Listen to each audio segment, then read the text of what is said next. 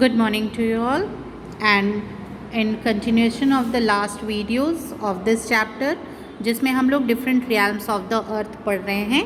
Today we will discuss the atmosphere and its importance. Atmosphere जो है वो हमारे चारों तरफ air का layer है. The layer and the envelope of air that is surrounding the earth is called the atmosphere. ठीक है, you people can underline it even. जो हमारे चारों तरफ एनवेलप है of air that is called the atmosphere. और ये जो पूरा कवर है दैट इज़ कलरलेस, इसमें कोई कलर नहीं है. इट्स ऑडरलेस मीन्स इसमें कोई स्मेल भी नहीं है. And it's tasteless, you can't even taste like anything to it. Air if it goes into your mouth then what you feel. अगर ये पॉल्यूशन फ्री एयर है you don't feel anything, you can only breathe. ठीक है, तो जो हमारे चारों तरफ एटमॉस्फेयर है वो कलरलेस है, ऑडरलेस है, टेस्टलेस है. ना तो उसमें कोई कलर है, ना ही उसमें कोई स्मेल है, और ना ही उसमें कोई टेस्ट है. Okay, and this is the blanket of the air as we can see. It extends up to 1600 kilometre from the ground and held in place due to the earth's gravity. Earth के gravitational power के कारण ये इस तरह से held रहता है और हमें प्रोटेक्ट करता रहता है. It gives us the air to breathe. The atmosphere is a mixture of gases. ये जो पूरा एटमॉस्फेयर है वो गैसेस का मिक्सचर है जिसमें सबसे ज़्यादा नाइट्रोजन है that is the 78%. Then oxygen is there 21% and the other in small quantities. और जो दूसरी गैसेस हैं वो सब बहुत थोड़े थोड़े 1% अराउंड दे ओनली फॉर्म. लेकिन when it is for the pollution it increases the combination और जो composition है atmosphere का वो change हो जाता है. and these harmful gases which are there to balance for 1 or 2% only, they raise their percentage in the atmosphere and that only creates the problem. ठीक है, जब pollution level बढ़ता है तो ये जो harmful gases हैं जो 1 और 2% होने चाहिए इनके level में increase आ जाता है. And most of these gases are concentrated in lower layers of the atmosphere up to 8 kilometer above the ground. It also has water vapor and dust particles in the lowest layer. ये जो lowest layer में gases हैं, जितने भी airs हैं, वहाँ water vapors और dust particles भी हैं जो इस पूरे atmosphere में cover करते हैं.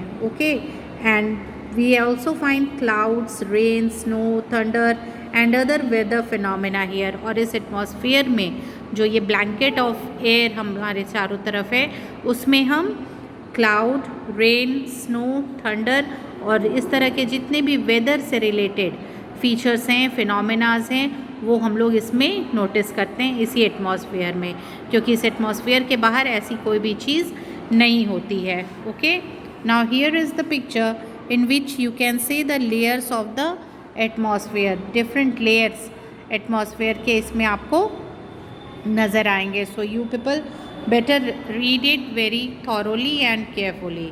The different layers of the atmosphere can be identified on the basis of the characteristics such as gases content and temperature.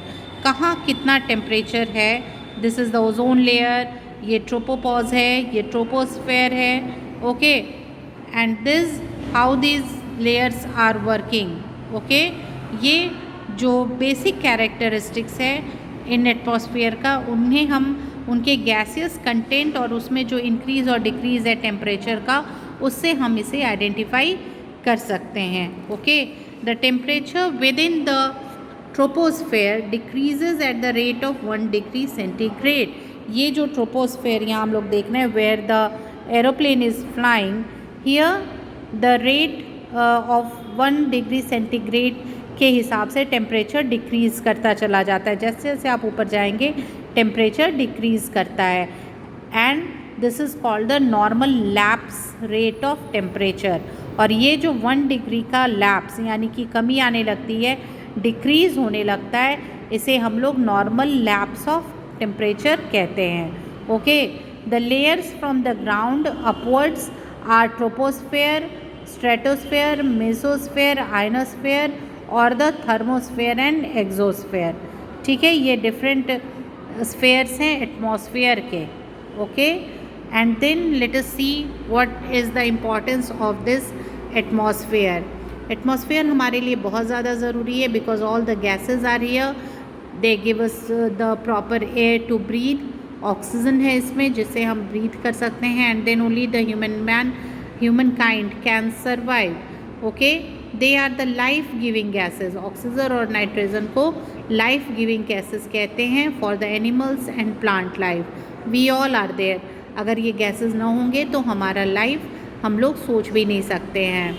And then comes that what the usages are. सबसे पहले oxygen का use होता है to breathe. Then the process of burning, जब burn होता है कोई भी चीज़, when it is in the process, the water vapour in the troposphere makes weather phenomena possible, okay.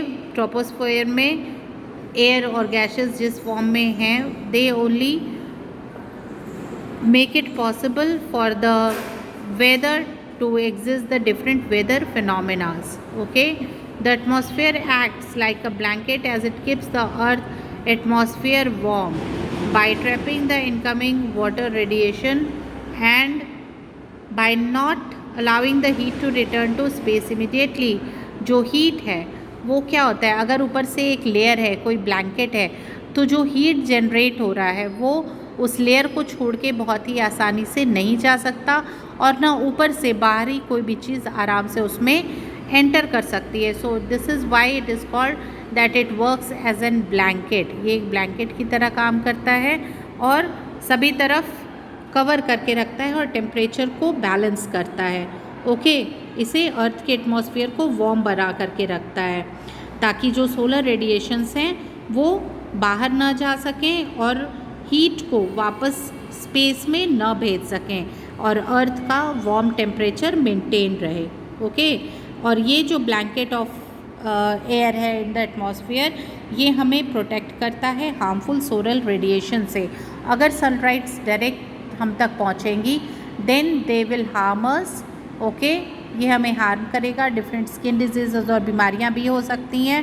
So it protects us from the solar radiation और ultraviolet rays, ठीक है। It has ozone in the stratosphere. Our Earth is protected from the impact of millions of meteors that fall from the space by the atmosphere.